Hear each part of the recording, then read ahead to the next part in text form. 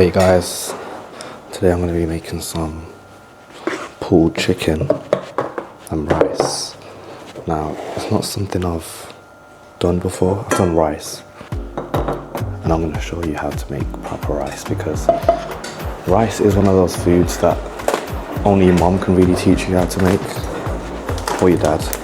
It is a matter of practice, like everything in this world. The only reason I'd say I'm pretty good at making rice is because I've made loads of rice last year, like a funny amount of rice, because I wanted to get good at it. And the question was always, how much water does one need to put in the rice? And that's what I mean, it's a matter of feeling. You gotta cook it enough times to appreciate it and know how much water you're gonna need. But nonetheless, this is how much rice we're gonna be making. I don't know if you can really tell how much there is there. But first, of course, let's wash the rice. And then this is the chicken. So I made some chicken wings earlier, and I wanna take them off the bone. So that's gonna make it pulled chicken, I guess. And it should be pretty nice. It is ridiculously late right now on a Monday night, by the way, but your boy is hungry, so it is what it is. But in terms of washing it, just fill it up, make sure the rice is sat at the bottom. I don't know if you can see that. But make sure the rice is sat at the bottom, and then to drain it, you just pour it. And I remember I used to watch my mom do this, and just be like, how are you doing it without the rice going everywhere? But it's a lot easier than it looks. You just gotta let it go. You just gotta let it go, guys. So let's put the water in. And that should be enough. Ooh. Put the wrong stove on. And then there's a few magical ingredients I also need to add, such as the coconut oil, salt. I know Aisha's gonna get onto me for not using sea salt, and the butter. And this is the secret ingredient that makes it fluffy and just really good in general. So let's get all those in. We don't want too much salt because we want the coconut to do most of the work, and then the butter again will help it because the butter is already salt. So, oh yeah, and this if you want to be fancy, and we'll get into that. So put this in. Put a little bit more in. I like it quite buttery, and you can taste it in the actual rice. It's nice, and it also stops it from sticking to the sides, which is a big pain. It used to be a big pain for me. Then we want the coconut oil. Obviously, you don't have to add coconut oil, but it just gives it a little bit more flavor. How much? I don't know. Just see, look at how much I'm doing. This is where practice comes in, because the more you practice, the more you'll know how much to put in. And then soy sauce I usually add in later, and that just gives it a little twang, so to speak. Now we just leave it to cook. I've never pulled chicken before. I'm guessing it's not too hard, right? It shouldn't be. Honestly guys, this channel's getting more and more random with what I'm doing on there. Right, that's everything. So here is the pulled chicken. We are going to we're going to fry it and mix it with the rice. So here's the state of the rice, and you'll see it's looking quite nice.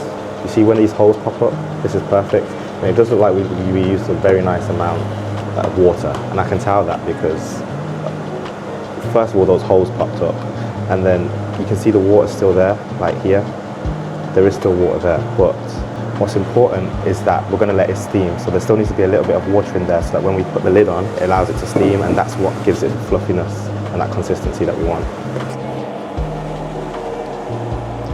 So it is still a little bit tender, a little bit hard, but again, that's where the steaming comes in, and that's what softens it up. So that's really one of the most, I think the most important part is the initial amount of water you put in, and then allowing it and giving it time to steam. And then what we do is we just leave it like that for about 15-20 minutes.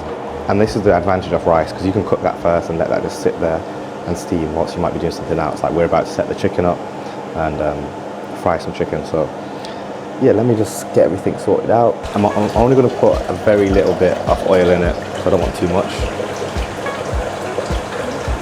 That's about as much as you need.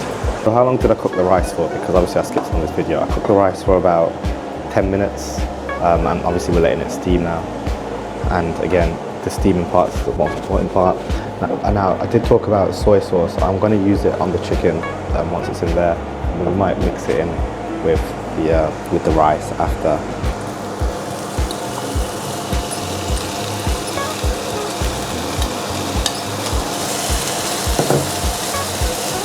We'll put some of this on. Now, you don't want too much soy sauce because soy sauce is so strong that like it'll have a significant impact on the chicken. Now remember, the chicken's already cooked, so we don't need to cook it for long and we don't need to cook it on a high heat. I've got it on about 5 or 6 right now. And that's some rice.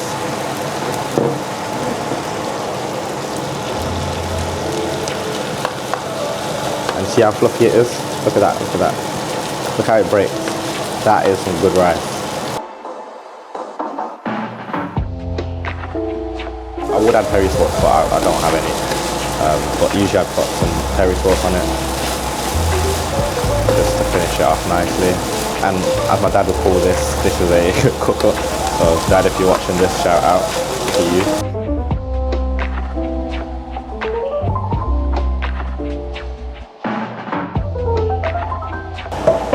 And if you want it to look pretty, you need to let all your TikTokers know, or you need to let all your Instagram followers know. Nothing some parsley can't do. Some black pepper as well. There you go. And then we're ready to eat. So yeah, thank you for watching my midnight snack video. If you liked it, don't forget to drop a like, drop a comment, smash subscribe, join the mailing list. In fact, let's try some of it because I am curious. It's good. It just definitely needs some peppers or vegetables of some sort because it's too coarse, but 10 out of 10. Thanks for watching.